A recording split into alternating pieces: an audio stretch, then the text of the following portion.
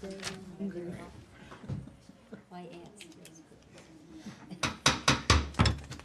evening, members of council, staff, ladies and gentlemen. I see that we have quorum, and I call this regular meeting for the town of Pelham Council for Tuesday, April 7th, 2015 to order.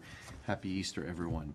We will begin with an invocation led by Councillor Junkin, followed by the singing of the national anthem led by Councillor Papp, and I would ask all who are able to rise. Lord, give us this day your strength and courage to do your will. Grant that the members of Pelham Council demonstrate humility, listen with an open mind, and show wisdom in all their deliberations and matters of business placed before them. Bring to this council honor, trust, and dignity to work on behalf of all people of the town of Pelham. Amen. Amen.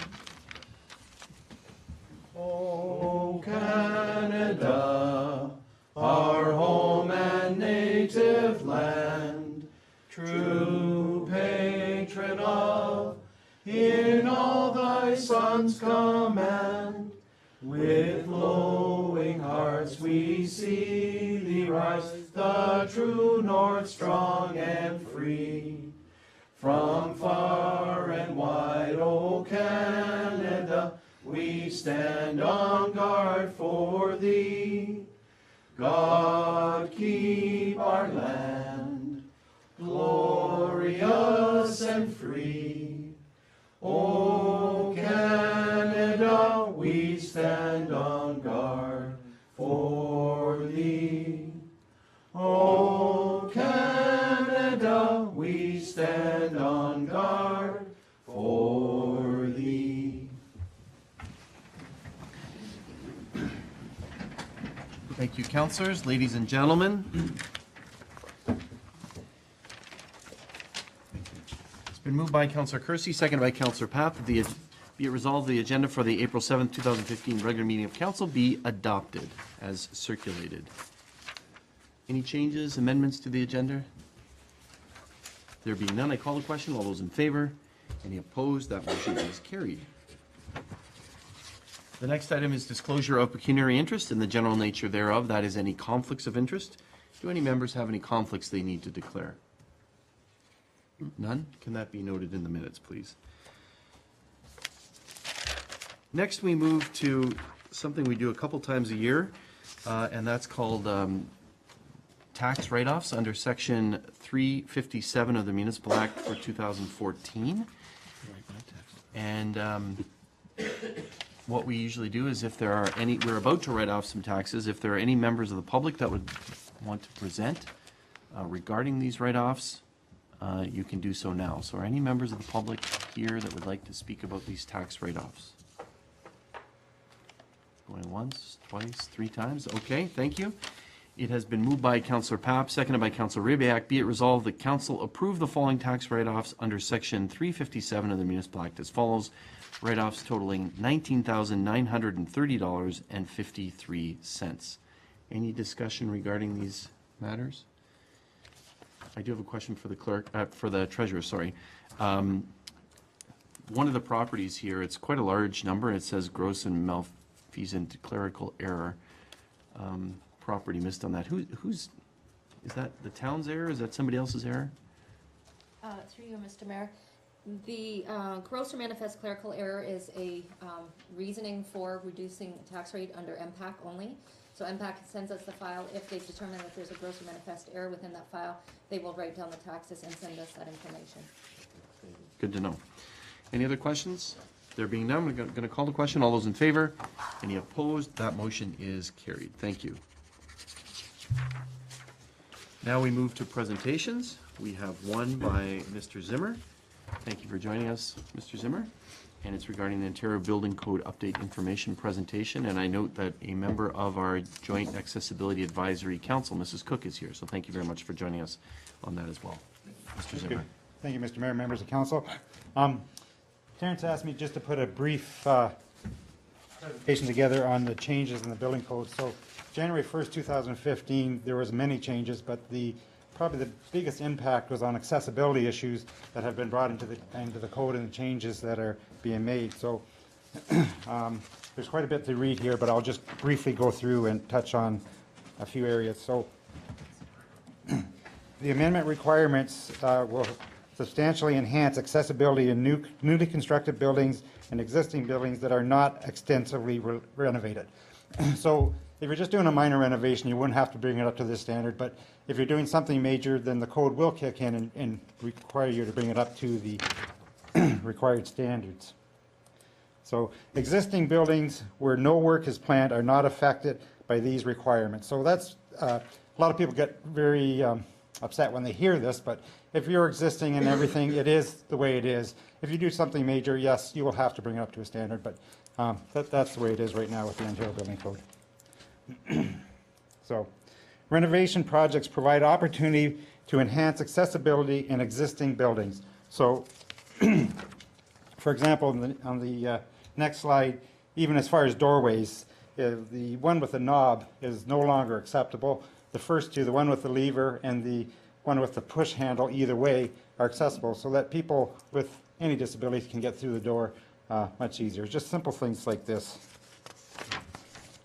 The next slide is what the requirements have been and will be if you need a ramp inside or outside the building. It does have the grades for accessibility, the handrails, the curb, so that if you're visually impaired and you have a cane, you can get up the ramps. So it does meet all the accessibility issues. Requirements now for door openers at the entrance to all barrier-free and universal washrooms. This is quite a major change. So it used to be barrier-free washrooms, you didn't need that. Now you're going to have that push button so the doors will open. So it's a real positive change, especially if you're in that need. Another change is, and we're very happy to see this one, the one on the right is the way that it used to be allowed with the brake disconnect in the grab bar beside the toilet. There were so many different ways and they were all wrong the way they were done before. So now it's the L-shaped, easy to do, much easier to use, and it's a new code requirement, so it's a real positive change. This is something new, and is spaces for adult change tables will now have to be provided in all universal toilets rooms except for buildings that are under 300 square meters in building area. So that's a new change that is new to the accessibility and to the building code, so it's, again, a positive change. This one here is a change to all residential and apartments and dwellings. So now you need a smoke detector with both visual and audible. So it'll be a flashing light plus the noise in every bedroom, in every floor, and every hallway close to the bedroom. So that's, again, another good change to the code. So apartment buildings increase from 10% to 15% for the minimum number of suites within a multi-unit residential building that must be designed with basic accessibility features. So if you have a 3-story building, you can't put them all on the bottom floor and say, I met the requirements. They have to be evenly put out throughout the building. So what happens? Now you need an elevator. So this was a major change, and anybody with apartment buildings are well aware of this change. So, and I mean, it's aging demographic, so it's a good thing. So the next slide is just a idea of what an apartment would look like with the barrier-free layout and design. People come in and want to know what they would need. This is what we would give them. And again, this is a bathroom, kind of the same thing. People come in and want to know layouts, so we can give them this little layout of what a bathroom would look for to meet the accessibility requirements. So anyhow, that was brief, but hopefully it gives you some idea of some of the changes in the code. And if you have any questions, I'd be happy to entertain them. Thank you very much, Mr. Zimmer, for your presentation. I wonder if members of council have any questions. I see a few. Thank you, Councillor Durley? Thank you, Mr. Mayor. Through you, you mentioned with smoke alarms, you need one in every bedroom? Correct. The code changed last year that you need one in every bedroom, but now they have to be both visual and audible in every bedroom and every floor and the hallway close to the bedrooms. So that's correct. So the bedroom plus the hallway? Yes. Okay. It has to be all interconnected too. So if one goes off, they all go off. Okay. Very good, thank you. Others? Councillor Ribbiak, and I see Councillor Papp maybe, perhaps? Just some clarification with that last point, Mr. Mayor. In all buildings or new buildings? For the smoke detectors? Yes. So any residential. Any residential, That's what, old, yes. new? So if it's apartment building, if an apartment or a home or residence, would require that in every bedroom. Thank you. Others? Just to follow up on Councilor Ribbiak, so electrically wired or battery powered or? No, they have to be hardwired. They has to be hardwired. interconnected. So they all interconnect at the same time, so they all go off at the same time. So it's quite a change, but quite an improvement. Yeah, right? it definitely is an improvement. I mean, especially today with, for example, kids are in their bedrooms, locked in there, and they don't hear nothing, and maybe the music is blaring, and there's a fire in the house. It's a great thing, and that's very common. Yeah. Good. And I'm sure the fire chief can agree with that. Absolutely. Okay, thank you.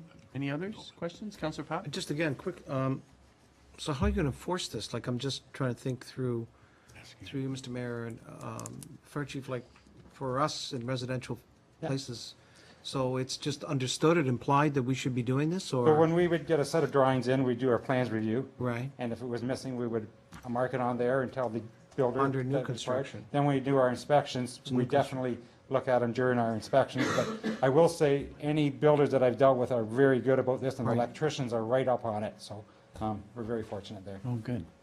new construction. Yeah. Yeah.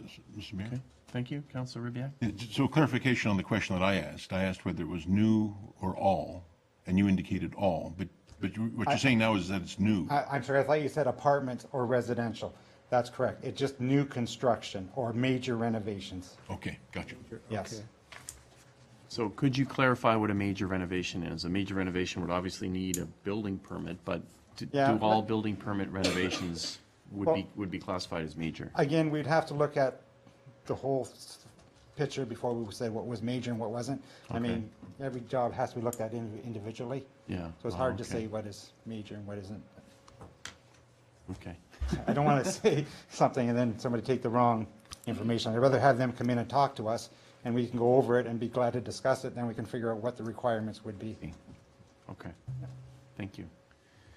I know when we put an addition on our home, we put in not the smoke alarms with the lights on them, but they were all connected, but that was only in the new construction portion, not in the old part. So that would be something where you would kind of sit down with a person and say, look, in the new part, you need to do this, these are requirements, but in the old, you don't That's have correct. those requirements. Okay, so that might be an example. Okay, thank you.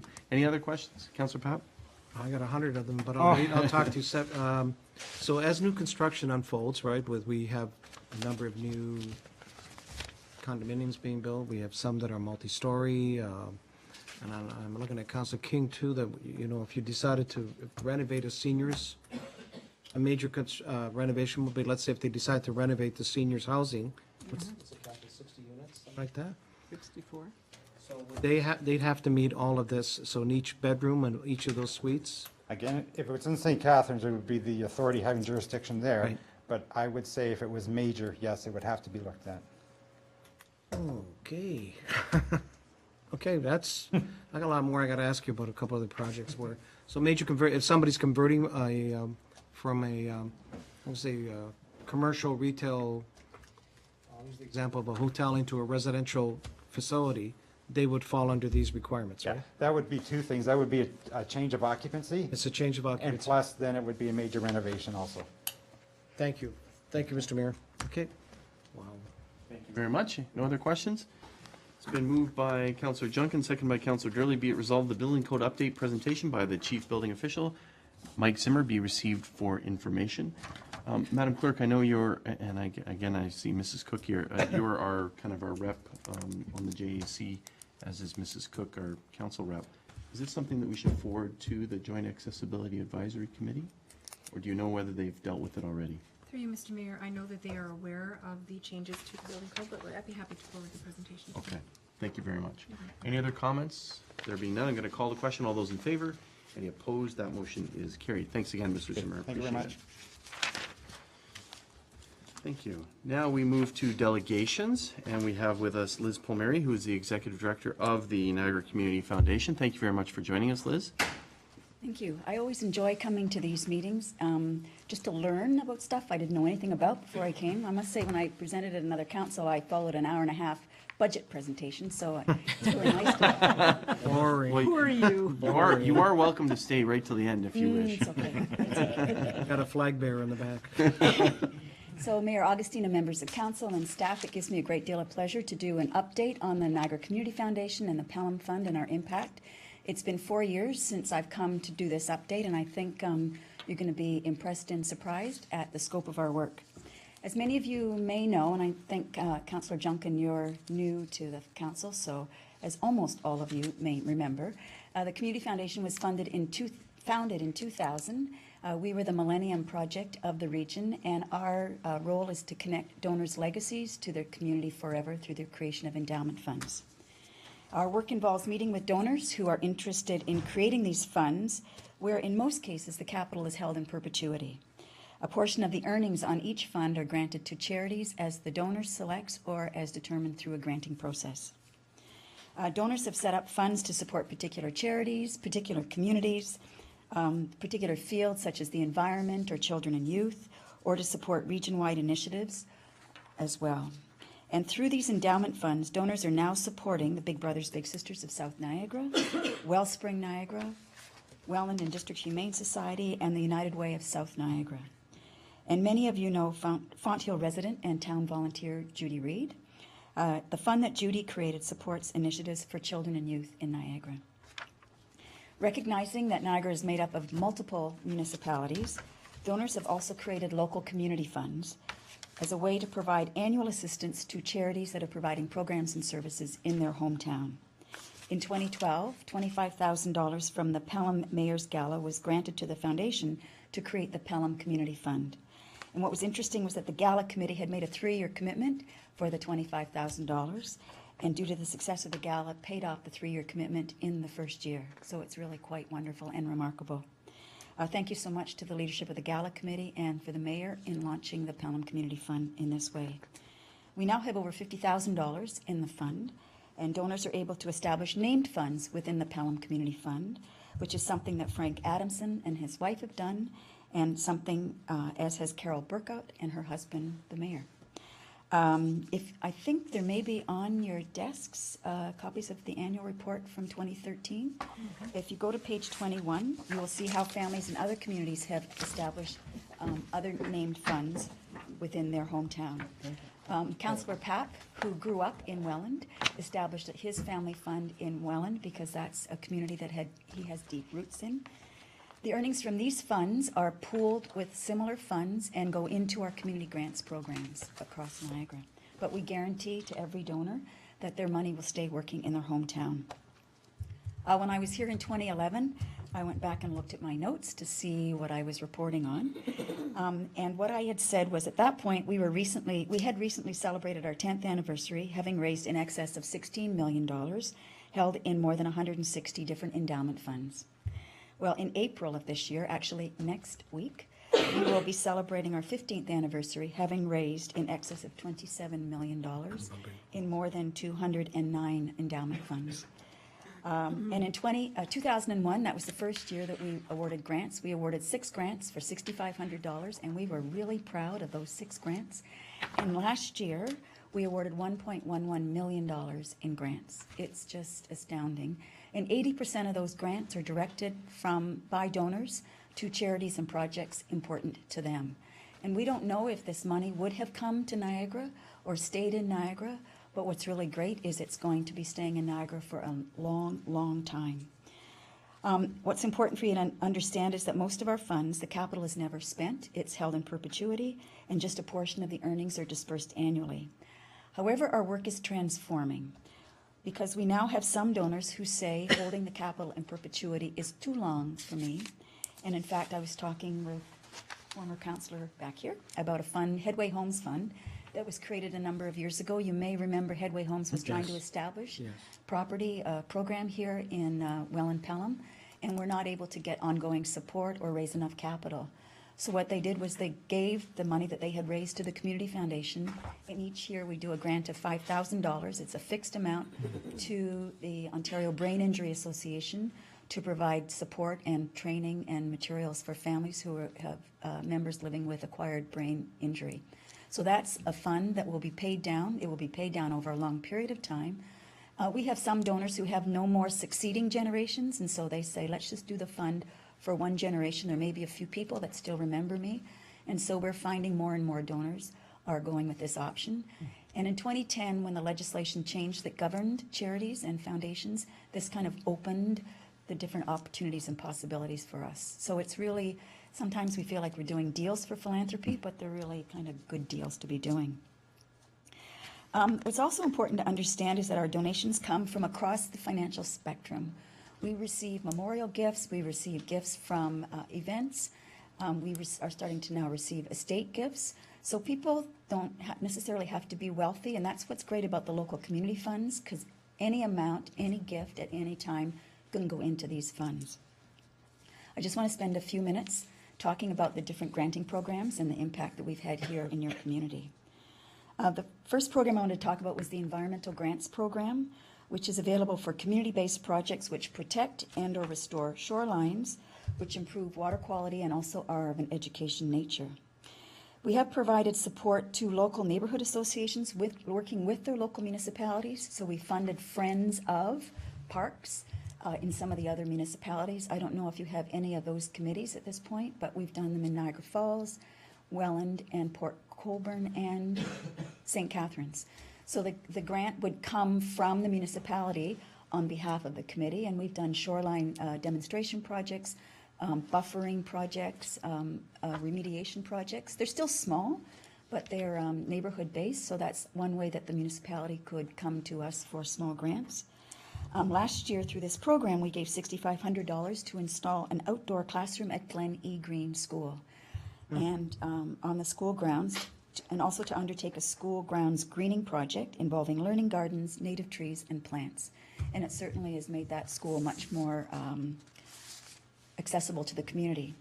And then the year before last, we granted $2,700 to the Education Foundation for a project at E.L. Crosley Secondary School to design and install a yard waste composting center adjacent to the school. They have a greenhouse on the property to process their yard waste on the site. And now installed, the center promotes best management practices for enhancing environmental sustainability and is now integrated into the grounds maintenance routines for the school's green industry classes. So those are two examples how the school board came to us for projects at the schools in your community.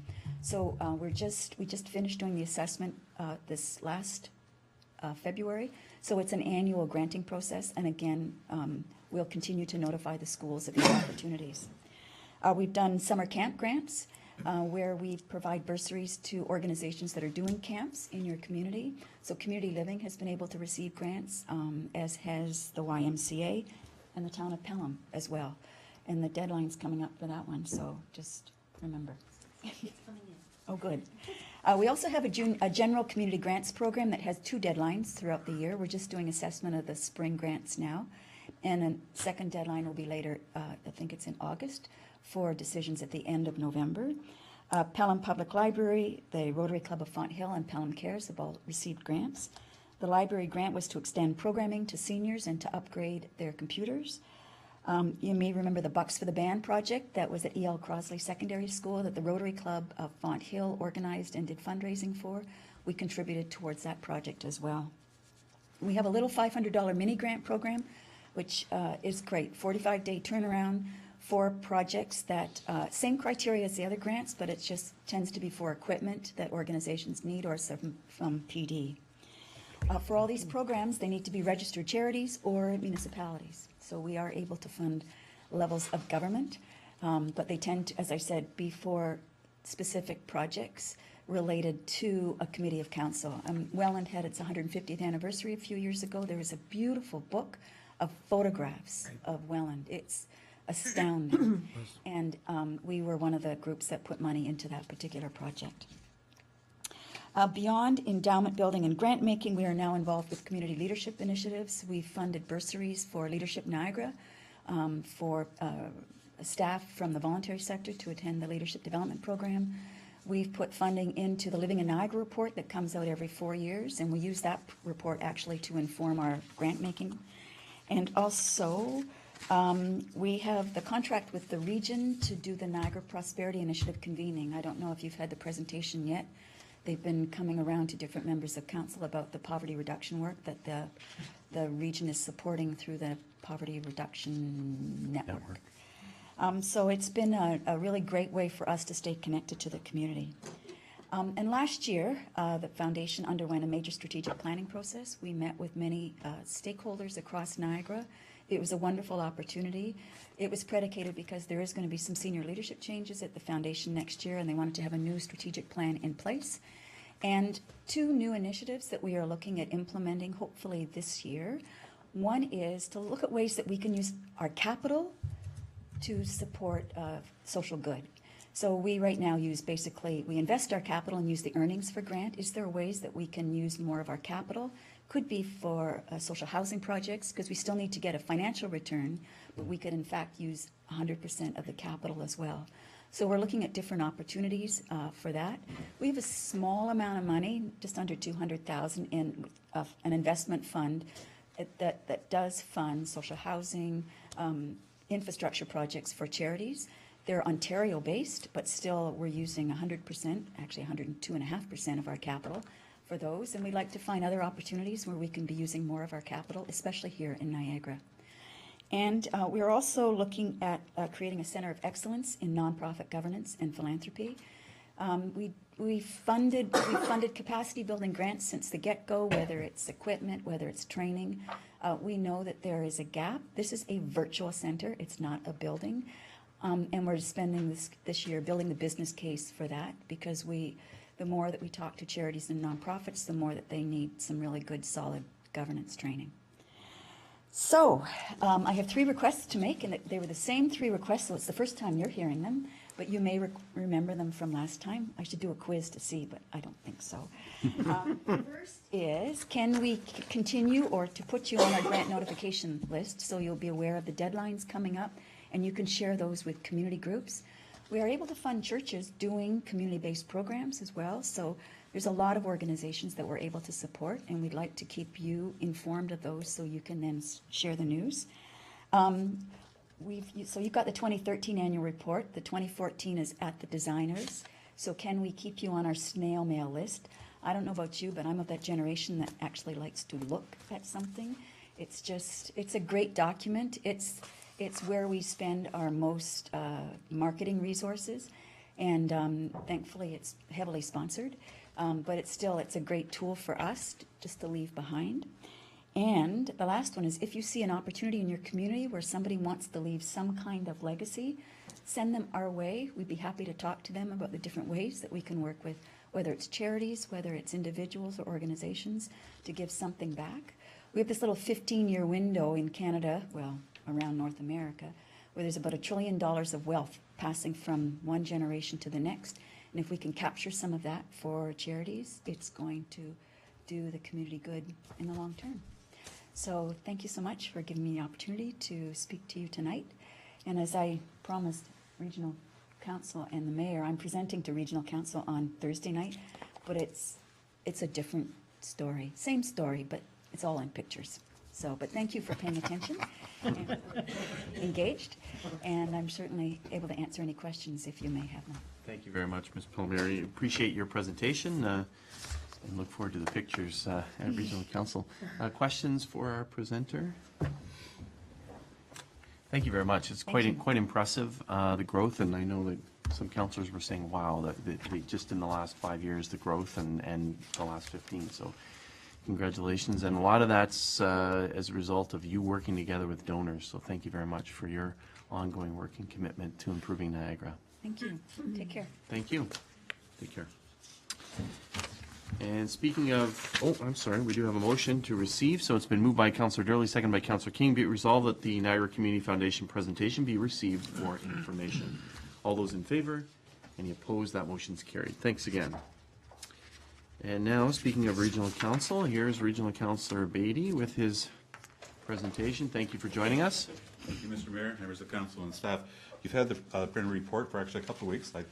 I knew it was going to be an April meeting, but I didn't look for the exact date. Only 2 commentaries here. One of them, I talked with the mayor before this meeting. I wasn't at the corporate services. where this administrative monetary penalty system was discussed, allowing willing local communities to undertake enforcement. The mayor tells me that, in fact, you have been involved since last July in terms of program with parking enforcement, et cetera. So that gave me some clarity in terms of when I read the minutes, sometimes the wording isn't as clear as it might be. And the other one, to just augment a little bit, is that there was a presentation on the new initiatives at Brock University at Council by President Jack Lightstone. And Council reversed an earlier decision. Brock had wanted for their 50th anniversary to rename a section of St. David's Road that approaches the university, and Council again supported that new direction. Sir Isaac Brock Way, is that correct? I think so, yeah. In terms of that, or something close to that. Brock And Way, it's yes. rather vague there about the Motion Canadian Motor Speedway. Clearly, this is a major potential, it's not potential, but it's underway for a major foreign investment for a major facility for the region. And to show our very strong support, we passed a motion in support of that project, and hopefully we'll see it underway within the next couple of years. The thing that's a stumbling block right now is whether it's going to be a 2-lane or 4-lane cloverleaf in terms of the area. They're feeling that because of the number of events and spread out over time, that the 2-lane would be sufficient, but that's under negotiations with the province. Those are the only two I had commentary for, but if there's questions on anything else, be pleased to respond. Thank you very much, Councillor Beatty. Questions for our councillor? Councillor Kersey. Thank you, Mr. Mayor. I have two brief questions. I note in your report that Regional Council discussed the recording of closed sessions. I wondered what the gist of that report was and the feeling of at the regional level, because it's something that all of council is dealing with in light of the ombudsman's position. Okay, thank you, Councillor. It's something actually that I had raised in the Corporate Services Committee as something to look into.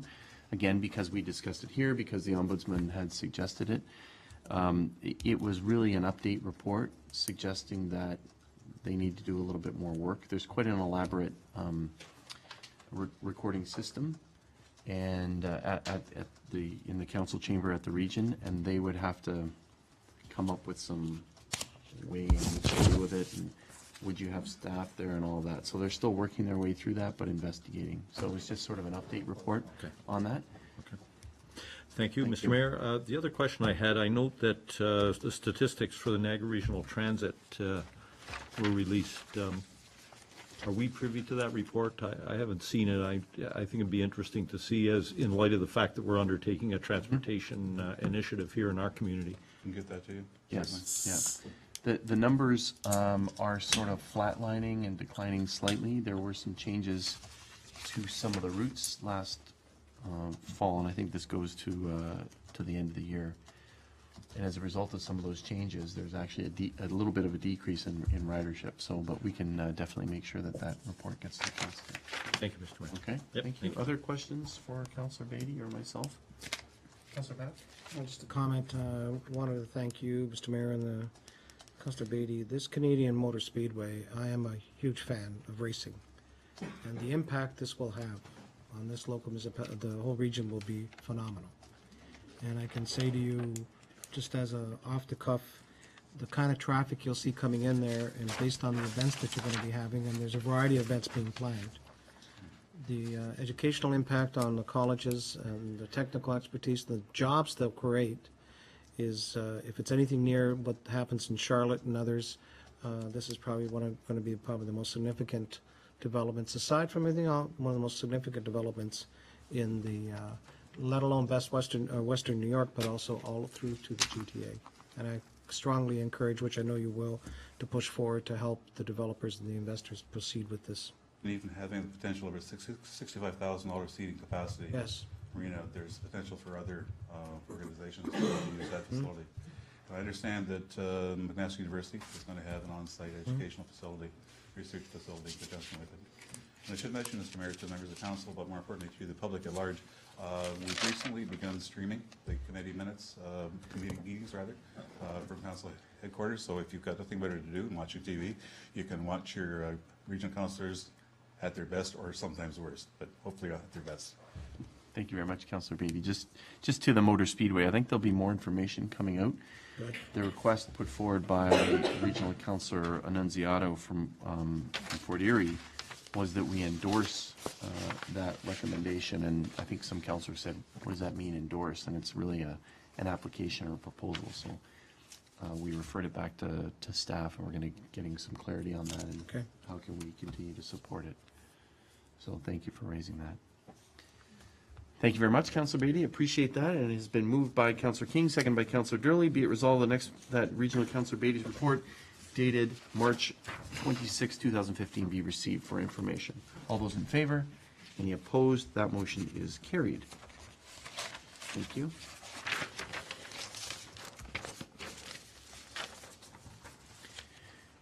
The next item is adoption of minutes of council. It's been moved by Councillor Junkin, seconded by Councillor Durley, that the following minutes be adopted as printed, circulated, and read. Minutes of our regular meeting of council of March 16th and of our special meeting of council of March 30th.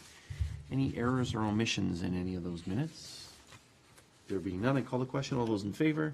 Any opposed? That motion is carried. Next, we move to consent agenda items to be considered in block. Are there any items that members of council would like to lift for separate consideration before I read the consent agenda motion? Councillor Kersey. I have a number, Mr. Mayor. I'd like to lift 11.3.2, the temporary signage re the Pelham Art Festival. Okay. 11.4.2, bandshell concert requests. 11.5.9, farmers market, and 11.5.10. I would like to, that's the pertaining to 752 or 1732 Cream Street. I'd like to lift that and actually have it referred to Cal to be considered at the time that we look at the planning report 5.3.1. So I think it's pertinent to the discussion. Lift that one? Yeah, let's lift that one. And these, just for clarity, these, you want to do something other than receive them or the recommendation that's there? That is correct. Okay. Yep. Thank you. Any others? Okay, thank you very much. It's been moved by Councillor Kersey, seconded by Councillor Papp. Be it resolved that the following consent agenda items be received and the recommendations contained therein be approved as applicable. Recommendations from our Policy and Priorities Committee of March 16th and the minutes of that meeting. Staff reports of routine nature for information or action.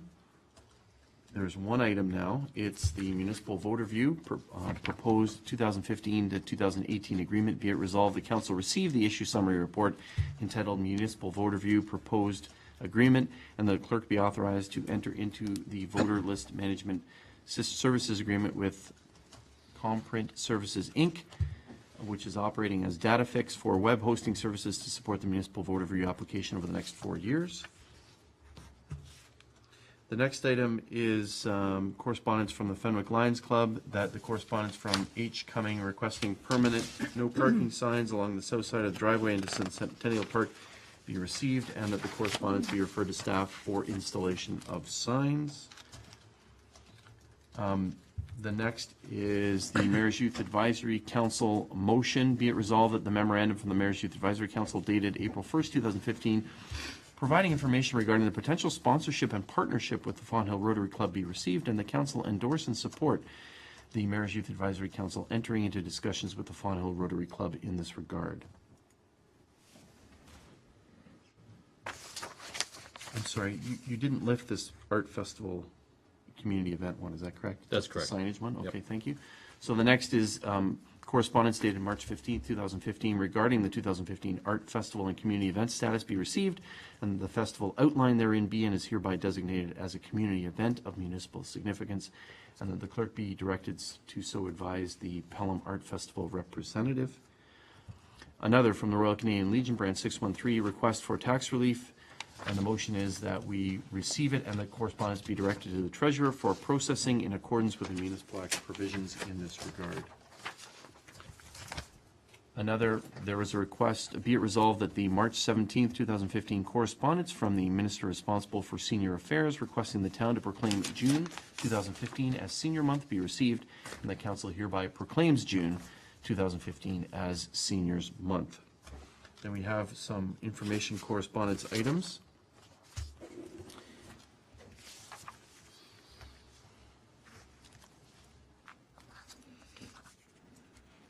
And they include the 2015 Accessibility for Ontarians with Disability Act reporting requirements, call for nominations for Seniors of the Year, 2 items of correspondence regarding the community center, one from J&R Best and one from R.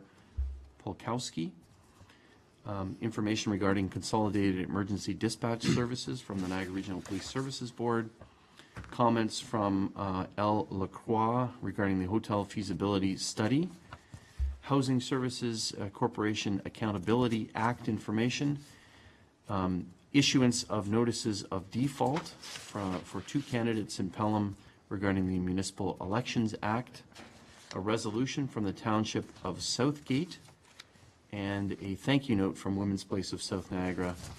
And finally, we have some minutes of, for information, of Council Library Board minutes of February 25th, 2015, and Mayor's Youth Advisory Council minutes of March 4th, 2015. Sorry about that, but we had to make sure that we say that out. Are there any comments, questions on any of those items under consent? Councillor Kersey. Thank you, Mr. Mayor. I'd like to speak briefly to 11.5.3 and 11.5.4 and bring a point up that perhaps could lead to a direction to staff. As we move forward in this community center project and work through the process, it seems that a lot of misinformation is hitting the streets through whatever source, and it's creating a great deal of angst. So my thinking was, Mr. Mayor, that perhaps we could direct staff to create a newsletter or some sort of news release that could be up on our website, a news sheet that could, when we receive such a letter as these, that we could forward it to those individuals to keep everybody up to speed on exactly where we are in the process, what the truth of the matter is, and how we're moving the project forward. Similar to what we did with the Fenwick Reconstruction Project, I think that was helpful. So I think that it would be a useful undertaking to move forward in that initiative. Thank you. There is a, I will ask the CAO to speak, but there is a section for the Architectural Design Advisory Committee, but what it sounds like you're suggesting is a little bit broader than that. It's more than their minutes and things like that. That's right. Mr. CAO? We can absolutely do that, Mr. Mayor. Okay, thank you. And if you can do that and report back to council about, that's a good idea. Thank you, Councillor, if all are agreed. Okay, thank you, Councillor. Thank you. Any others on any of those consent agenda items? Another Councillor Kersey, since you're on a roll. I'll go ahead and. 11.5.6, Mr. Mayor. I sometimes get perturbed when I see this sort of information come forward to council and accusations made against this body, Right. particularly when we are, in fact, acting in the best interest of the community. The allegation here is that somehow one or more of us are trying to line our pockets by undertaking a hotel feasibility study, when in fact, quite the opposite is true. In fact, we're trying to maximize the value of that property for the community. So I just wanted to make a point of bringing that clearly into the public realm, that the actions that were taken with respect to that study were nothing more than trying to optimize or maximize the value for this community if and when we sell that property to a hotelier. Okay. So it's basically a comment, Mr. Mayor. Okay, thank you. Bringing clarity. Thank you. Any others to that letter? Councillor Papp? I concur with Councillor Kersey because I've heard the same thing, and the bottom line is that as we move out with the public information release about how we're developing the whole community center, along with these kinds of aspects, that people understand this is in the public interest and that it's not designed in any way to benefit one party or the other. It's more in fact to benefit the total municipal corporation. So I think that kind of, how can I say, I know you're tired of hearing this immunization type of approach, then it's clear to everybody. I'm tired of hearing it, Councillor. It's a good point, and thank you for reminding us. I just want to make sure, because we heard the same kind of thing, not only Councillor Kersey, myself, and I corrected the individual and explained to them what we're doing and how we're doing it, and also talking to staff tonight. Things seem to be moving along very well. So once that comes forward, then we'll demonstrate to the community exactly why we're doing this. Thank you. Thank you Mr. very Mayor. much. Councillor Ribbiak, to the same Yes, to the same letter, Mr. Mayor. I know that the author of the letter has copied the voice of Pelham.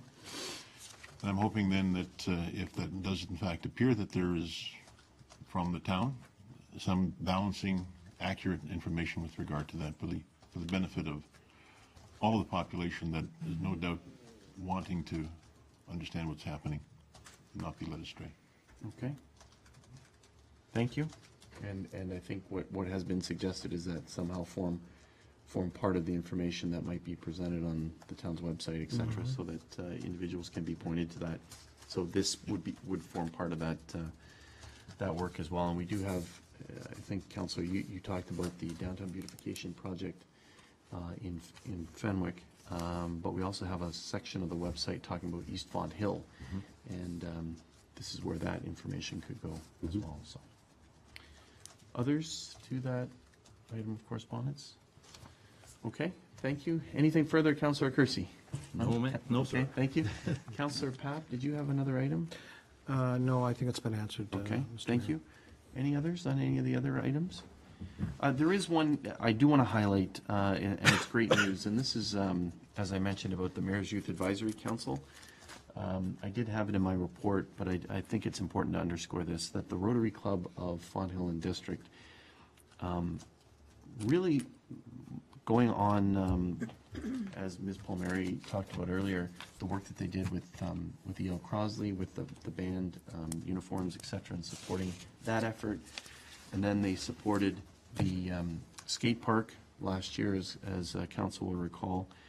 And we were approached by the president, the past president, and the subsequent president, saying that they really wanted to form some sort of relationship and support youth in our community for the next number of years.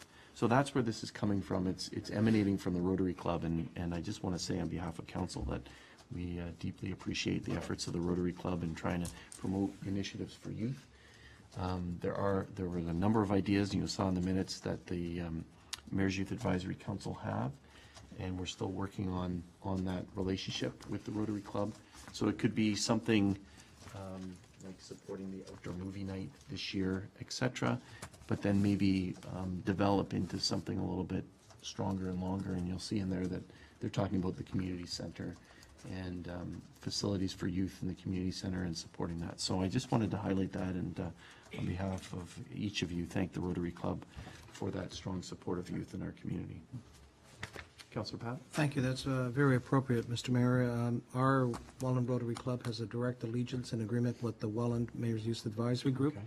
And to say the least, one of our initiatives over the next year is to collaborate with the Fonthill Club. In fact, one of the students going on the Rotary Slapshot program at the end of the month is actually from Fonthill. And we interviewed her and was referred to us through the Fonthill Club. So we are strong believers, and we agree not only in working with them, but putting investments and money and resources that they need to build on those initiatives that are very worthwhile to their. So hopefully, things like youth exchange, all of those areas that you're going to see more and more of this coming from both communities and both Rotary clubs who are working very closely together. Councilor Papp, is it possible for you to provide a copy of that? If you say there's an agreement, some sort of There's an formal agreement. relationship? Yes, there is. That would be helpful to form the I'd be basis happy, for what Mr. we're. Mayor. Thank you very much. I'd be happy to give you that agreement. That's already been formed with the Welland Youth Advisory, Mayor's Youth Advisory. That's great. Spells out all the terms and conditions and how it works. Thank you very much. You're welcome. Anything else? There being none, I'm going to call the question on those items. All those in favor? Any opposed? That motion is carried. Now, back to Councillor Kersey. You pulled some items here. The first was 11.3.2, temporary signage to promote the Pelham Art Festival. And Councillor, that motion was, let me just get it here. Be resolved that the report relating to the temporary signage be received and the council approve the request for sign variance at various locations. Thank you, Mr. Mayor. The motion in and of itself is fine. I don't think it goes far enough to address some of the concerns that were expressed in Ms. Saylor's letter to council with respect to a variance. One, it doesn't deal with the fees being waived. So that would be one issue. The other issue, I think, is that there seems to be some confusion with respect to signage in the right-of-way that it belongs to the region. So the amendment that I would propose, Mr. Mayor, is that in addition to what is there, we would agree to waive the $75 signage fee, sign application fee, and as well that staff be directed to work with the Art Festival executive to liaise with the region so that there's clarity brought to the issue of signage on their right-of-way. Okay, thank you, Councillor. Is there a seconder for that motion? Councillor Papp? Any further discussion to that? Madam Clerk, do you have that? Yes, thank you. Okay. Are we ready for the question of the amendment? All those in favor? Any opposed? That amendment carries. Thank you, Councillor. And now to the main motion as amended. Any further discussion? Certainly appreciate, I guess the question we've given to staff every time this comes up, is this something that we can have a policy or have something that, instead of it coming to council Yeah. each time? So I would just, maybe, Mr. CEO, if staff could look into that, and by next year we can have something that this just would be rubber stamped in these criteria, so council doesn't have to think about it on these one-off cases. So I'm going to call the question. All those in favor? Any opposed? That motion is carried as amended. Thank you. Councillor, you also raised the issue under 11.4.2, the action correspondence of a routine nature, Fonthill Bandshell concert request 2015, and the recommendation was that we received the letter and the council approved the request contained therein, and the clerk be directed to advise the Fonthill Bandshell concerts of this approval. Councillor? Thank you, Mr. Mayor. Let me preface my remarks by saying that my comments are not in any way meant as a dispersion on the Bandshell Committee or the work that they do. It certainly has been beneficial to our community, and they've brought some notoriety to our community through their efforts. But I do have some concerns about some of the requests that they have, and then, in fact, the staff recommendation that we adopt all of their recommendations without some further consideration. They've requested that the hydro be looked at and that some grading be done in the park. Again, we don't have any idea what the costs there, what we're looking at, to what extent we're going to be making a commitment there. So I have a problem with that request. The second request is that we have a street banner put up from May until August, and if we grant that, we are then creating a problem for the Art Festival, Canada Day, and Summerfest, all of which put up banners on the main street, and so I think further consideration needs to be given to that. They've requested the use of council chamber for a change room or a dressing room for the acts. They used them last year, at least in one or two occasions that I'm aware of, and in fact, there were problems with people wandering around the building, with alcohol being consumed outside of our licensed area. So I think we need to get some clarity on how we're going to manage that with respect to the security of the building and to the security of our license, because in fact it will impact on our license, not on anybody else's. So I think we need to get clarity to that. Another concern that I have, they've requested that we extend our shuttle bus. I have no problem working with them for signage, but they've asked that we extend our shuttle service to Highway 20 locations, which is going to mean longer runs, more time consumption, and in fact may cause some additional costs to the shuttle service, none of which the Bandshell contributes to. So I think we need to have some understanding of the costing that we're undertaking there as well. And lastly, they comment on the licensing of the park, and I'm aware that they were approached for their comments.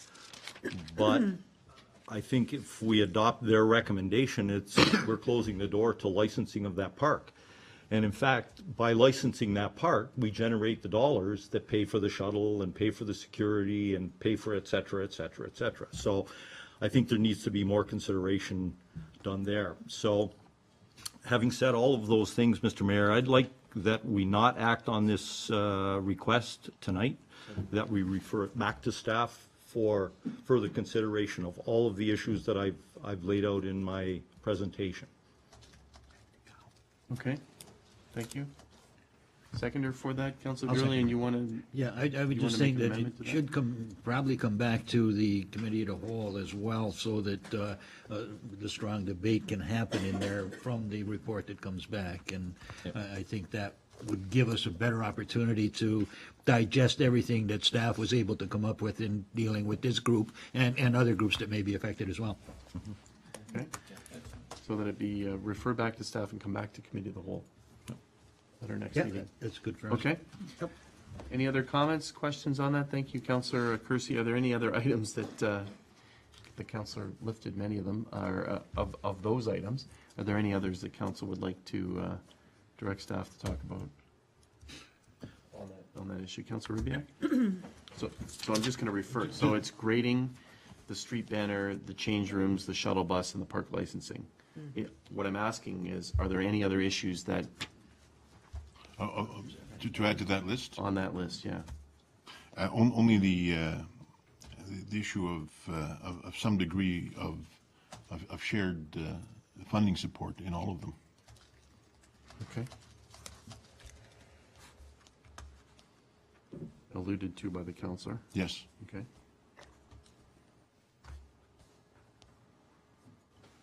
Okay. Everyone okay with that? All right, so I'm going to call the question for the referral. We look forward to I'm going to call the question. All those in favor? Any opposed? That motion's carried, and we look forward to hearing the results of that.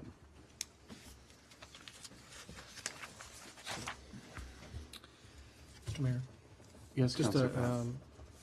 when, that's great, but we're getting close to, they got their dates, everything set up. When are we looking at, the first week in May, or as quickly as possible, or? Mr. Mr. Seow? CEO, as quickly as possible? Thank you, that's why I They do have their launch, I think it's tomorrow at 1. And are you planning on being there, Ms. Van Ravensway? I didn't get everything. Okay, so we can raise some of these issues with them and try to book a meeting, or staff can, and try to book a meeting to resolve some of these. Oh, perfect. Okay. Anything Good. further on that item? Nope. All right, thank you. Councillor, the 1159 Pelham Farmers Market.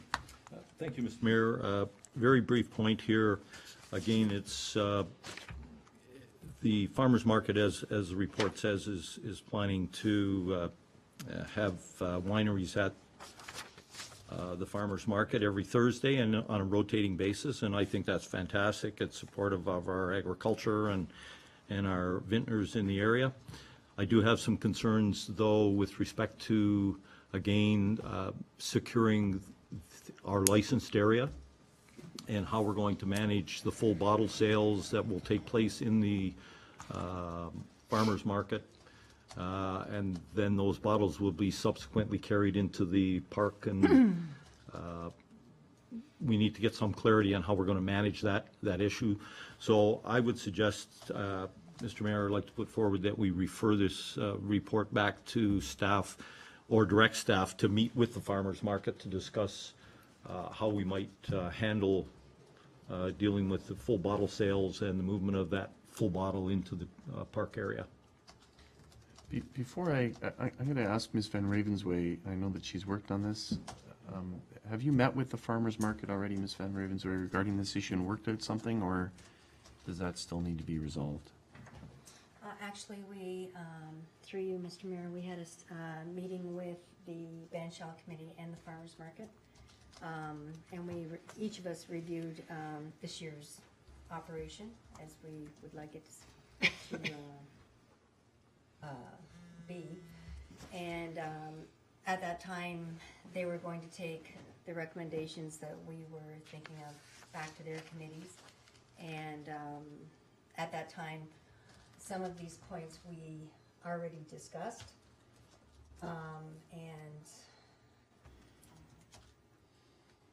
Ms. Bulges has decided No, to- sorry, we're on the farmer's Oh, I'm sorry. market? Oh, the farmer's market, yes. We did, with regard to them not licensing, having the winery at the market, That's correct. for them to do that, council must approve their application.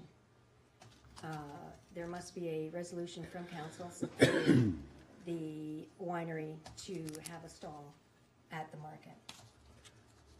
Or the wineries would then be extending their catering license to the market.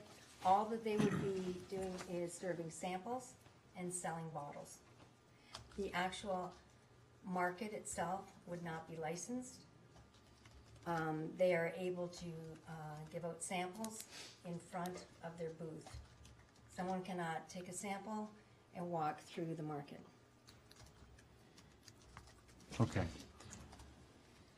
So the counselor was recommending that we receive this, send it to staff and come back. So, and it does look, the resolution isn't here on council. So it sounds like that's going to have to happen anyways. Is that correct? That's correct. Okay, so counselor, if you want to, I want to get more information before we did that. So you want to make that motion that we receive it and refer it to staff and Thank ask you. them to report I'll do back that. with, especially the issue of buying wine and walking through Right. the licensed area, how that affects, how that will be handled, et cetera, is a concern of the counselor. Okay? Is there a seconder for that? Counselor Durley, you'll second that? Second, And then comment to as it? well.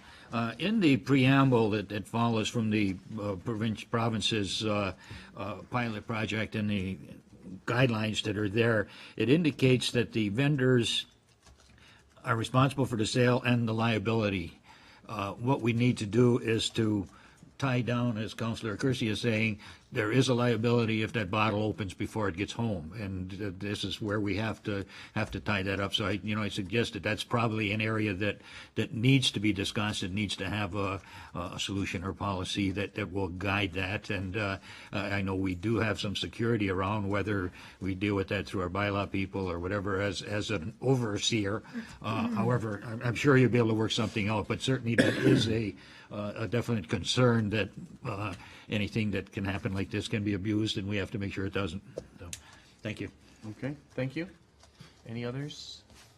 Counselor Pat? Just quickly, it's my understanding that a couple of the farmers markets here in Niagara have actually proceeded with wine sales, so maybe a survey of best practices and how they handle that would help us as well, trying to alleviate this, and I concur with my colleagues. What we want to, work towards the worst, but we know the best will happen, and we just want to be sure that the practices are consistent with what we protects us, protects the customer, plus protects the farmers market. So, Okay, thank you. I think there is wine, or there was wine served last year at the other farmers market right, on Wednesdays in that's Fenwick. right. But I think the counselor's concerns are more to deal with the fact that there's an event on. So in that case, nobody was kind of hanging around St. Anne's Church or school with the purchased product. They would have taken it home for consumption, whereas here, there's the potential that that might be the case. So I agree. I think the issue is the best practice for if there's an event associated. And there are a couple that I'm aware of where there farmers were market. events involved, and wine is sold at the market, plus there's a licensed facility. Question is, how do they handle it? How do they deal with it? That's Okay. basically, thanks. That's it. Anything further? So I'm going to call the question on that receipt and referral to staff for more information. All those in favor? Any opposed? That motion's carried. And I believe the last one, Councillor Kersey, was 11-5-10, and that's regarding that potential development agreement, 1732 Queen Street. I see the proponent and his agent here. You wanted to simply refer that to committee of the whole, is that correct? Yes, Mr. Mayor. Actually, my initial thought was that when we considered this, we would lift it and then pull the report from the cow forward and deal with them both at the same time.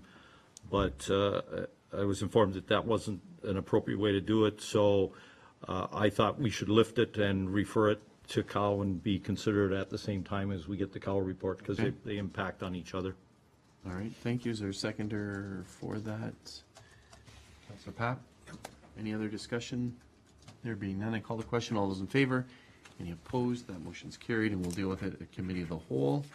council may want to consider amending the agenda since that person is here, and we Yeah, can we'll deal with bring that it- up front we'll bring when it we back get to forward, committee of yeah. the whole. And I think that, is that everything on the? That's everything on the consent agenda, so thank you very much.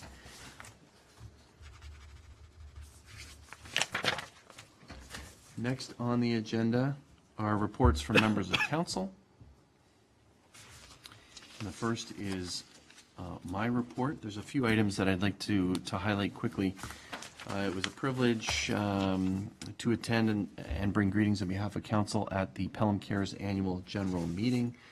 The report regarding 2014 and their Home for a Good capital campaign, et cetera, and the great work that they do in the community. I did provide to council a copy of the audited financial statements that was available at that meeting. So thanks again to Pelham Cares for their great work in the community. And they are quite interested in working, and I know it's on Ms. Van Ravensway's report, they are quite interested in working together on that pilot project in terms of the transportation pilot. So no doubt Ms. Van Ravensway will be working with them on that. So thank you very much to Pelham Cares. I did participate along with Councillor Junkin, and I apologize, Councillor, for not introducing you at that event.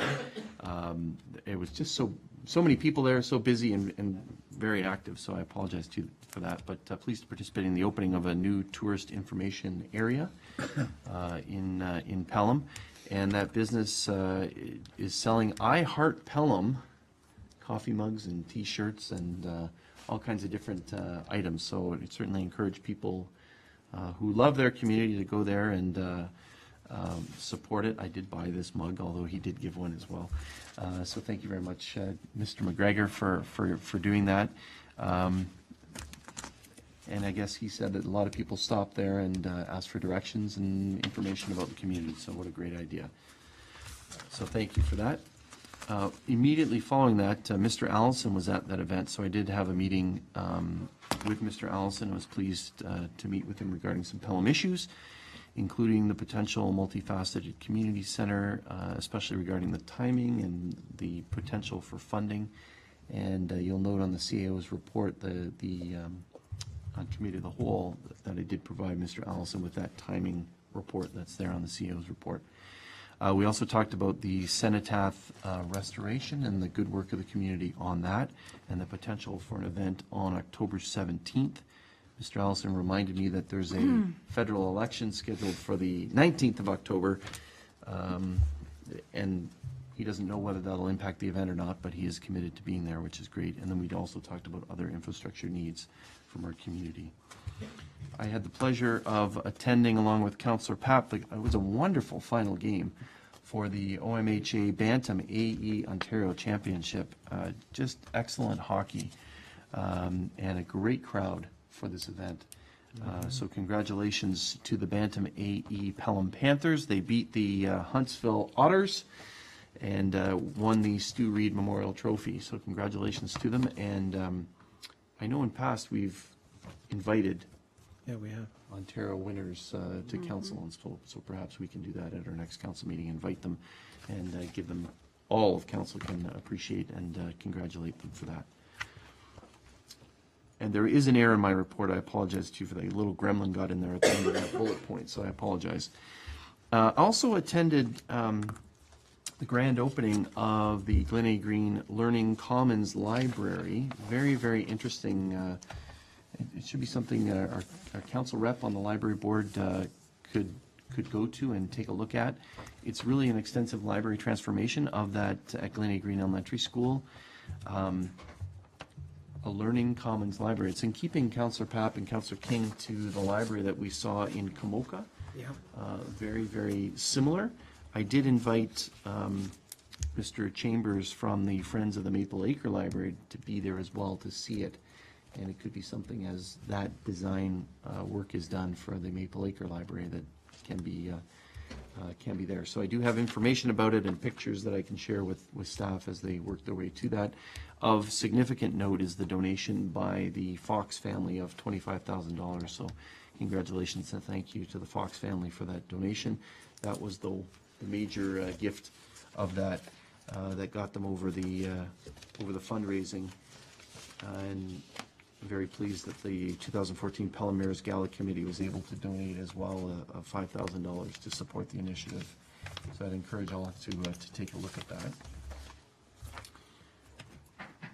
that. It was World Autism Day on April 2nd, and I was pleased to raise the autism flag here at Town Hall as part of the town's proclamation policy, and that was flying throughout the Easter weekend.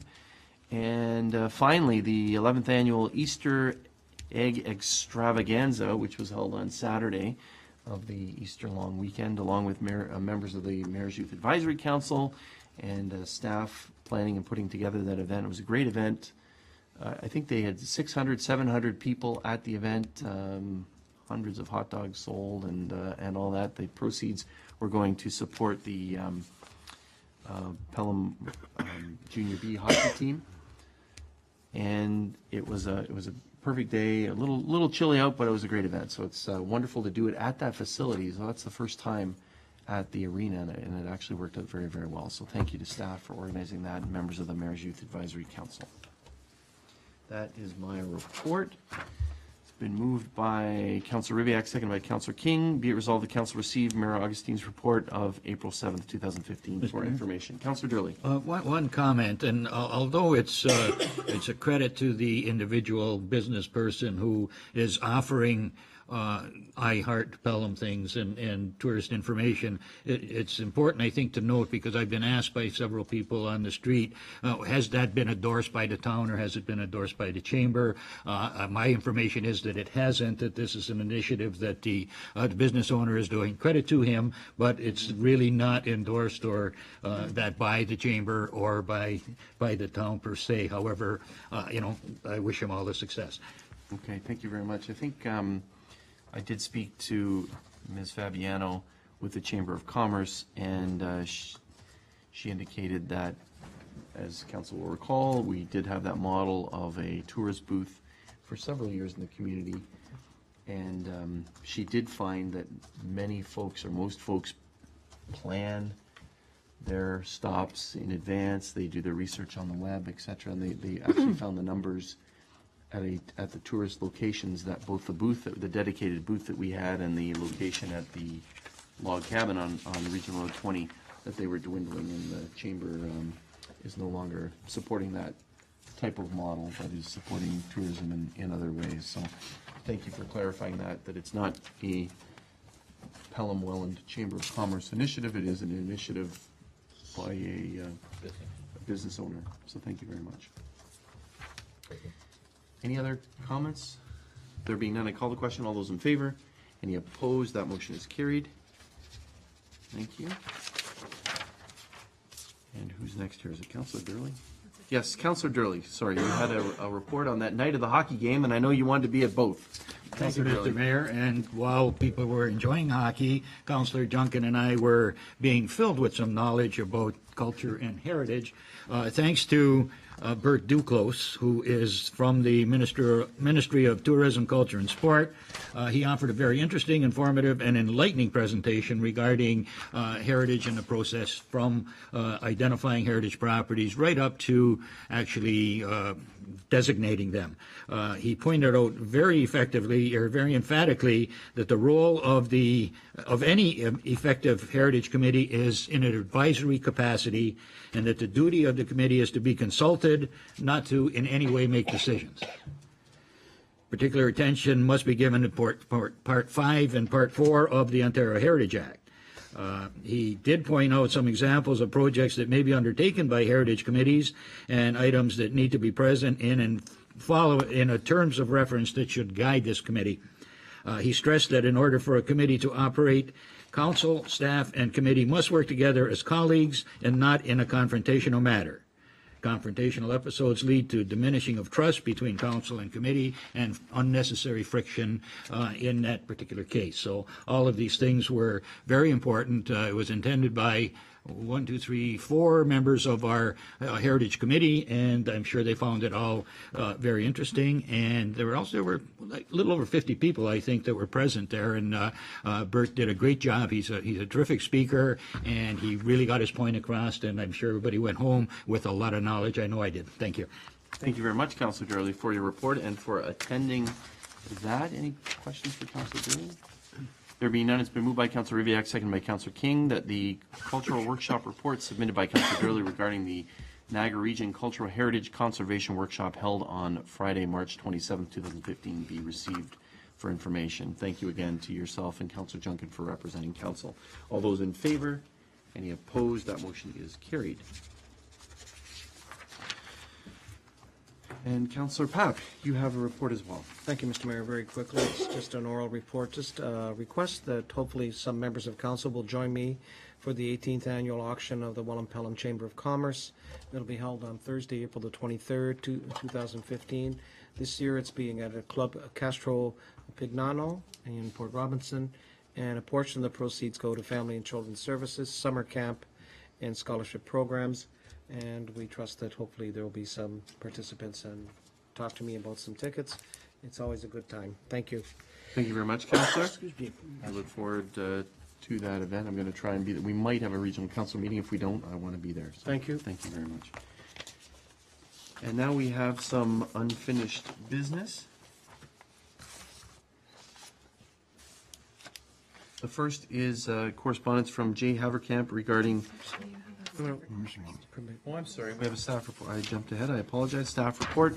It's been moved by Councillor Kirsty, seconded by Councillor Papp, that the issue summary report regarding the request to permit a variance to fence bylaw Abbott Place and Klein Crescent be received, and the council approved the rear fence height variance of 8 feet for residential properties on Klein Crescent and Abbott Place, whose rear yard property lines back onto the chain link / barbed wire fence located surrounding the regional water tower property, with rear yard side fencing to adhere to current bylaw limits. Comments or questions to this? Chief, did we approach the region at all about, I guess, changing the fence? That's their standard fence height with barbed wire and things. Mr. Mayor, no, we haven't talked to the regions, the actual residents that want to put up a wood privacy fence, but it doesn't quite cover the barbed wire, so they just wanted that extension to, they're going to build these structures on their own properties. Okay. It's probably a regional policy that they have in terms of the fence height with the wire, et cetera. So thanks, Chief. Anything else, Councillor Gurley? Just one question through you, Mr. Mayor. There's a chain link fence, and then there's going to be a wood fence and something in the middle. There'll be some space there. Chief? Sure, Mr. Mayor.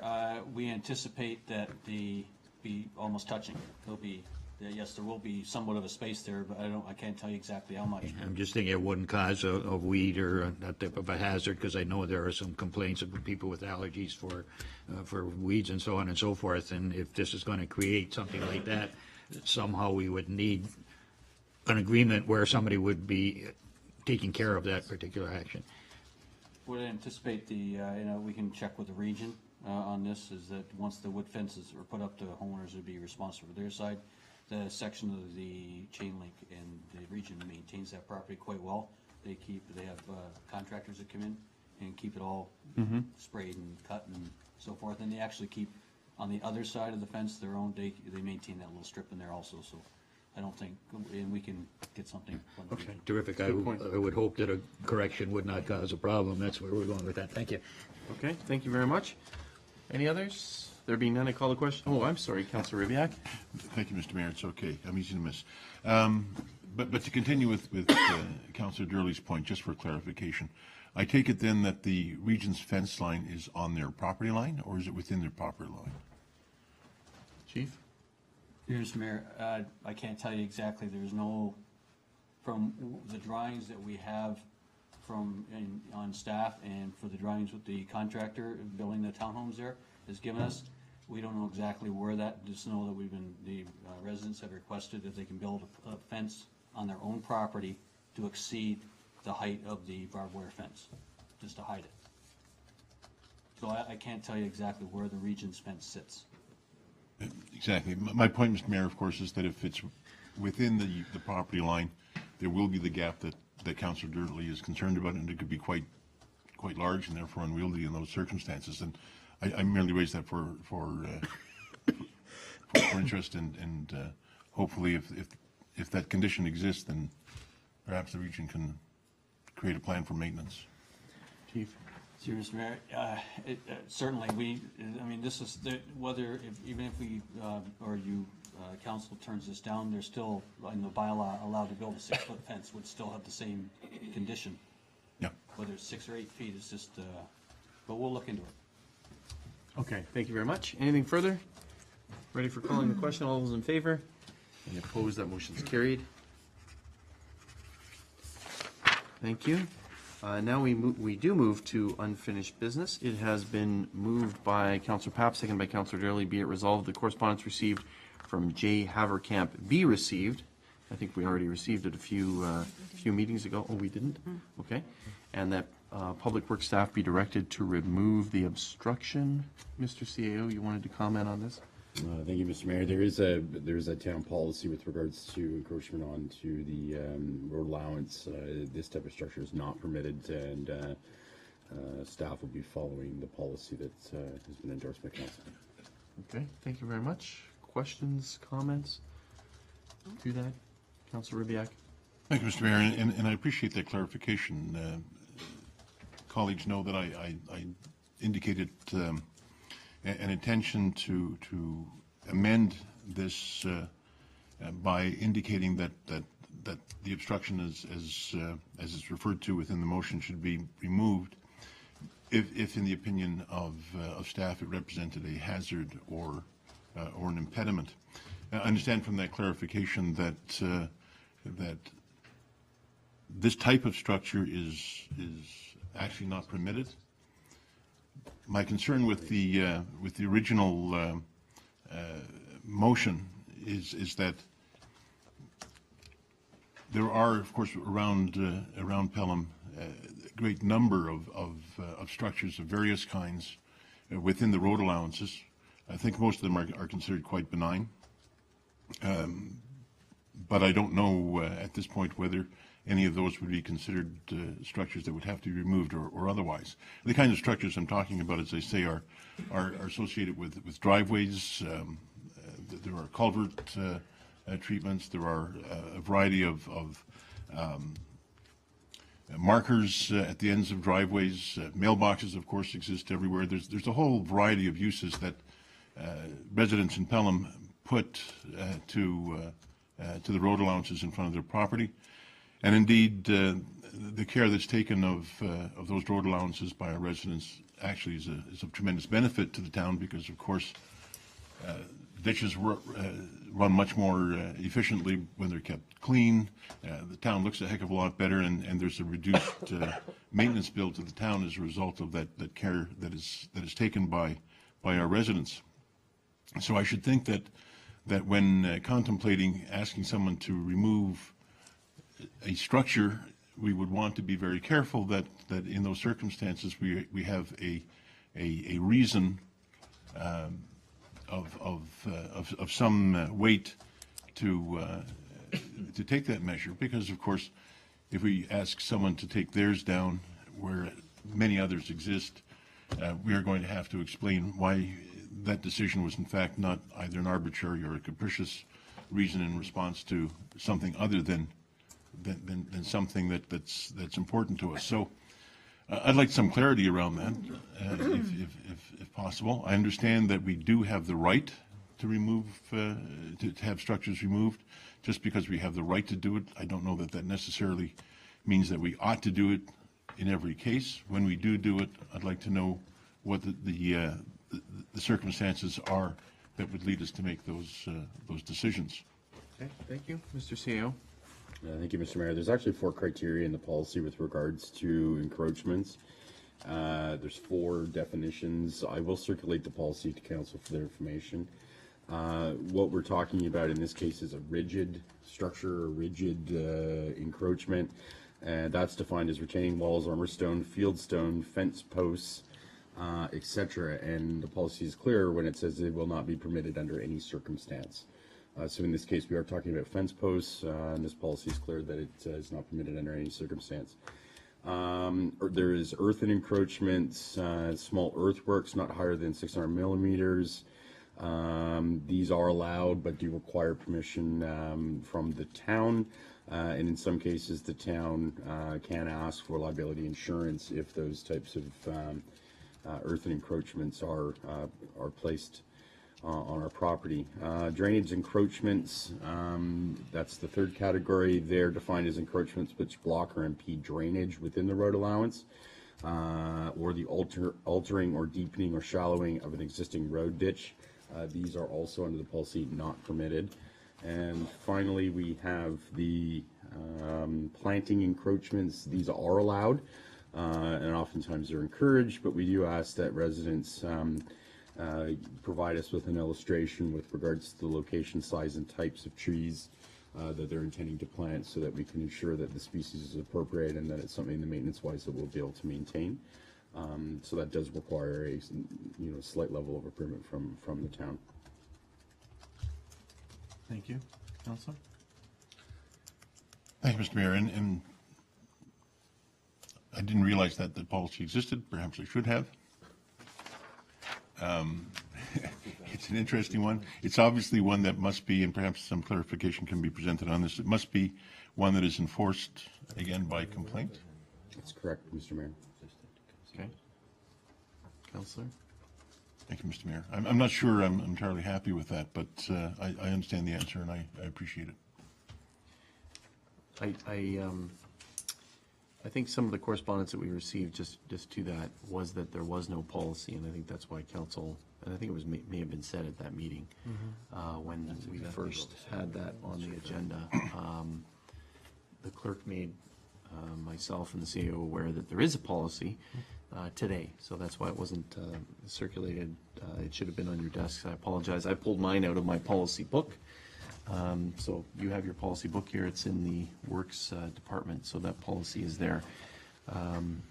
So this is in keeping with the policy. We are working our way, or supposed to be working our way, Madam Director, through the Public Works policies, and maybe it's one that we can consider in future policy and priority meetings as we note how this one is dealt with. Councillor Kersey? Thank you, Mr. Mayor. Along those lines, I think perhaps when we consider that, we'll need to have some understanding of how we're going to enforce the policy. Is it going to be complaints driven the same as the sign bylaw and many other bylaws, or is it going to be a proactive type of enforcement where it says absolutely not? We take the active steps and not allow neighbors to be fighting over it.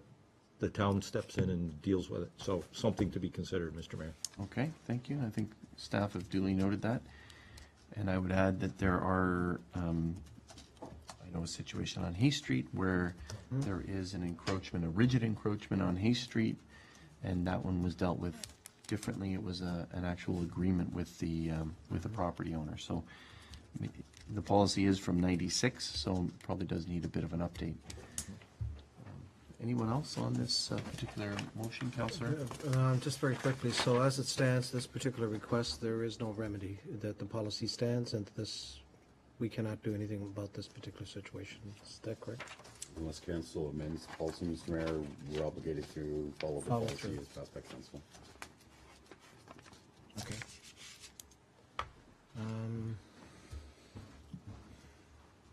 Okay, let me just think about that. Think about that, okay. Others? Councillor Ribbiak for a second time. Yes, Mr. Mayor, and thank you for your indulgence. So if this is a matter of policy, and this is then therefore a matter that ought to be dealt with in the same way that any other bylaw infraction would be dealt with, there's really no necessity for this to be here in front of us, then, is there?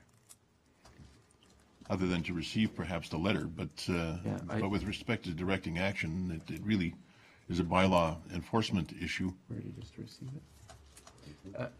I think the, having spoken with the letter writer was upset that there was no action taken. And so I encouraged the letter writer to write to council. And that's why I got here in the first place. So in terms of the question from the councillor, Mr. CAO, if we receive the item of correspondence from Mr. Haverkamp, the councillor saying, does it mean therefore that this action would be taken and we don't necessarily have to shine a light on the fact that staff be directed to remove the obstruction? Is that correct? We don't need specific council direction to deal with the issue at hand. It is already covered by approved council policy. So if council could just receive the correspondence and call it a day. Okay, thank you. Do you want to amend the I recommendation? do. I'd like to offer that as an amendment. Okay, so that we would receive it and that the second clause be removed from the, okay. Is there a seconder for that? Councillor Papp?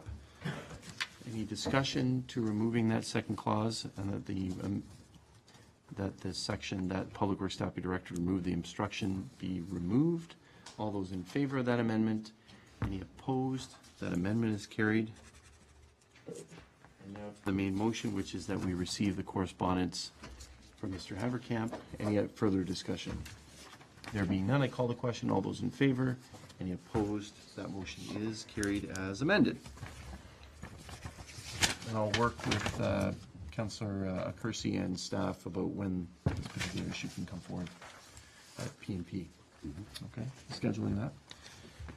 Thank you. There is a next item here, South Coast Tourism Association. Councillor Papp, I think you asked that this be brought forward. Staff also provided on the desk the budget request for this, Councillor. Thank you very much, Mr. Mayor. To be very brief, I had a brief discussion, which I shared with the mayor, with Councillor Bodner, who had made a presentation on the South Coast Tourism Association. He just wondered what the status was and understood that, there'd be something coming back to us. So in order to expedite this, 4 of the 5 municipalities in our area have signed up with the association and have contributed. And I am proposing to council and along with the staffs that we become part of this for this particular year, and I have a resolution to that effect. This would in fact enhance our overall joint efforts to promote the tourism in the whole area itself and vice versa, whether it's Summerfest, concert series, to direct, and there's multiple benefits, and I concurred with, and I know Mr. Mayor, you talked to him as well, that at least let's try it, let's see how it goes for this area covering Fort Erie, Port Colborne, Wainfleet, Welland, and Pelham. So I have a resolution to that effect, Mr. Mayor. Thank you, Councillor Papp. It has been moved by yourself, seconded by Councillor Durley, that staff be directed to work with the South Coast Tourism Association to participate in the Niagara South Coast Tourism Association Working Group, and that the town of Pelham contribute the maximum of $2,200 for 2015 to initiate active membership. Thank you. Others that to the motion? Councillor Durley, you want to add to that? Yes, thank you, Mr. Mayor. I think there are many, many advantages to doing this.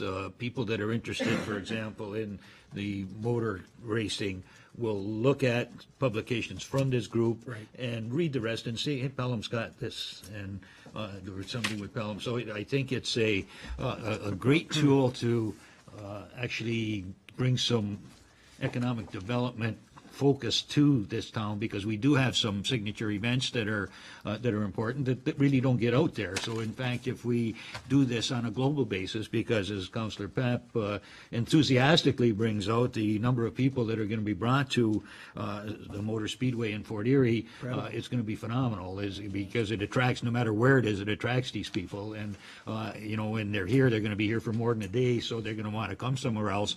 These documents that are going to be put out by this group are going to highlight some of the things that are happening in Pelham. It can't do anything but help us. I think it's, at least for one time, we should look at it. I'm sure we will see some benefits and want to enhance it. That's my thoughts. It's a great idea. Thank you very much, Councillor Durley. Any others? Councillor Kersey? Thank you, Mr. Mayor. I'm a bit confused by this whole Niagara South Coast Tourism Association and our relationship to it. I get the association and affiliation between Fort Erie, Port Colborne, and Wainfleet, maybe even Welland because of the Seaway, but I don't get the association between Pelham and that group, other than we're the odd man out with the rest of the, we'd be far better to liaise with St. Catharines, given and West Lincoln and that way, because of our farming, agriculture, tender fruits, vineyards, etc. At our economic development group, we've been working on a strategy and trying to move towards a strategy. And one of the things that came out there is, you have to know who you're pushing your message out to and direct your marketing dollars in a very specific way. And so I question the spending of $2,200 on a shotgun approach, and would far rather see us hold the $2,200 in our pocket until such time as we work out the message that we want to send and to whom we want to send it. I know it's contrarian, I know it's kind of a negative view, but given the fact that there are only so many dollars to go around, and particularly in promotion, I think we need to be very careful on how we spend those dollars. So I would not support that expenditure of $2,200 and would wish them well, but I don't think it's the right fit for our community.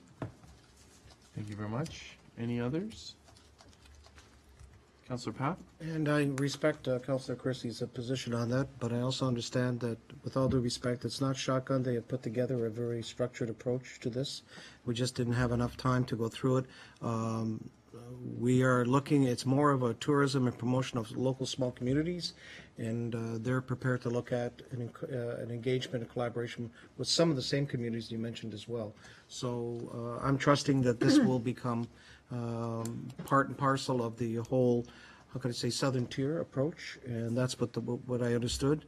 So I'm still in support of the $2,200 for 1 year, and after that year, if we find that that's not the case, then we can re-examine that. And I know Councillor Bodner and the association were very prepared to work with us and help us in that endeavor. So I agree, Councillor Christie. I don't want to just throw it out there, but what I'm understanding is it is very targeted and it's very specific to certain events that'll help also boost our traffic our way and vice versa. If it doesn't pan out, then I think it's money still well invested. But we'll see what happens. Thank you. Thank you very much. Councillor Kersey? Thank you, Mr. Mayor. Through you, a question to our treasurer. Where are we going to find the $2,200? Madam Treasurer? Thank you, through you, Mr. Mayor. We would have to find it within our operating budget that we currently have and just find savings somewhere else or not provide service somewhere else, unless the council wants to take it out of the working funds reserve, because everything that was requested in the budget has already been dictated through the assessment that we've received. So that's the process once we're in the budget year. Okay, thank you. Any other comments or questions? I just want to wade in on this. I agree with Councillor Papp and Councillor Durley, and just want to remind Council that really this is being driven by the province in terms of the way in which they're doing destination marketing dollars. And there's really a few games in town, pardon the pun.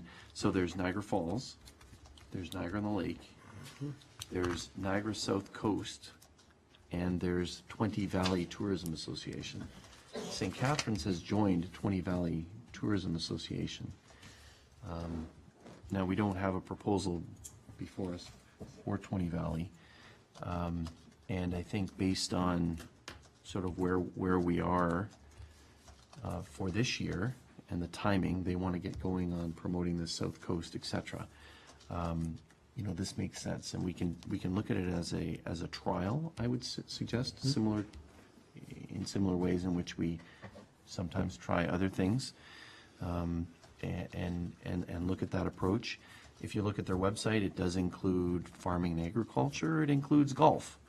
It includes not just the South Coast, and I think maybe council may want to consider if this does work out and we want a name change, we can suggest that, Niagara South or something, and because the coast implies water, and we do have the wonderful Welland River here, but and Pelham South, but so what I would suggest is that we, for the, you know, every dollar is important, but for the small marketing dollar, that we do try this out, we do participate in. It talks about cycling as well and adventure and all of that.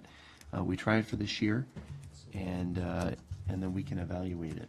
So maybe we can, as part of this, also direct staff to, and that's why part of this is to participate in the working group, which will form part of that ongoing evaluation. So those are the reasons why I'm supportive. Are we ready for calling the question, or do councillors want to discuss any further? I'm going to call the question on the motion to direct staff to participate in the working group and to contribute a maximum of $2,200 for 2015 to initiate an active membership. All those in favor? Any opposed? That motion is carried. Thank you.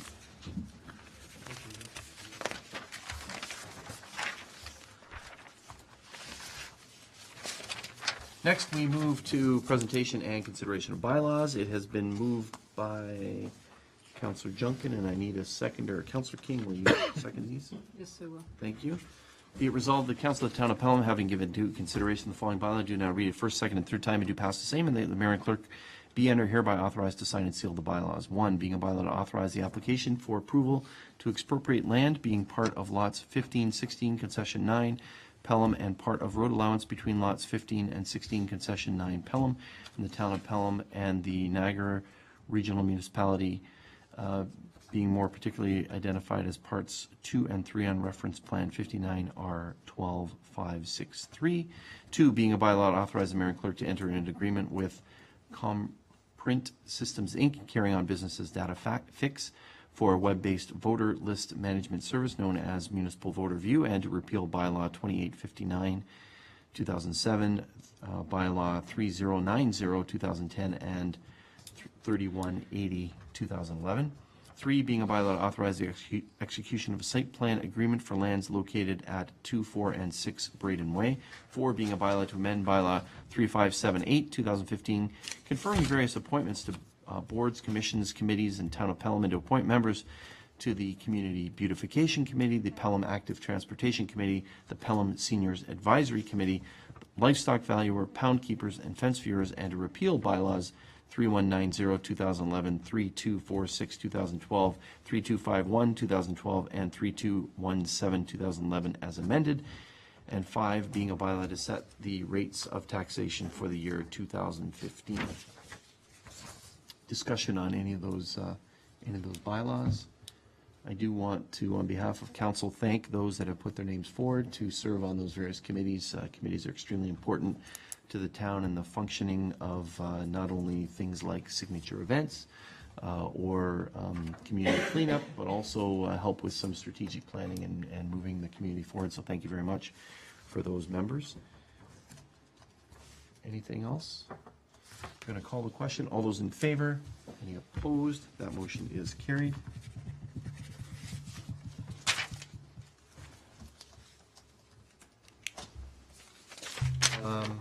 Councilor Pat, you have a motion. Do you want me to read this, or do you want to? Sure, whatever you'd like, Mr. Mayor, that's fine. Thank you. It's been moved by Councilor Papp, seconded by Councilor Durley. Be it resolved that staff be directed to investigate and report back to council at the next regular meeting scheduled for April 20th on the feasibility and cost of eligible council members' enrollment in the town's health care benefit plan. Would you like to speak to it briefly, Councillor? It's something that I've had on the back burners and then discussed with some of our members about whether or not we can or we're eligible, enroll in our town's healthcare benefits. It's my understanding in discussions with our broker that that's a possibility. But before we proceed, it was suggested that we ask staff to investigate and come back with what I would consider to be a very basic plan. This is not unusual. This is done with other municipalities of this size. And like I say, I'll wait and see what comes back as far as a basic plan and get an understanding of what it was and whether we do or don't. Some of you recall we went through this with a procedure with discussion with Omers way back. Kerry, you were here. We went through all of this.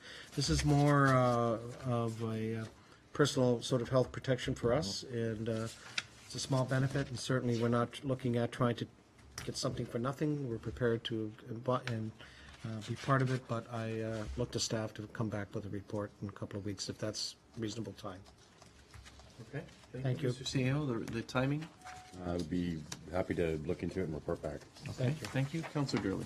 Thank you. Just a clarification that there will be investment made by us individually if in fact there is a possibility there we will be paying for these things. So that's, I want that to be made perfectly Yeah, I clear. want to make that clear.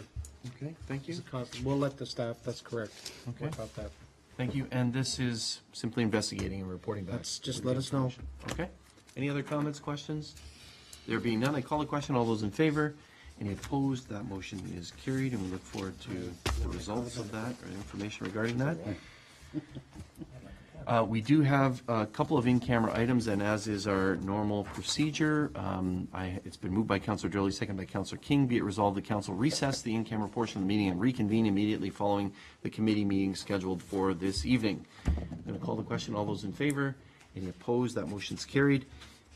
This rest of the meeting is recessed, and we'll take a brief 5-minute break between this and committee of the whole. Thank you. Absolutely. Letting these chairs go to waste. You want to try one of those other ones? I'm going to.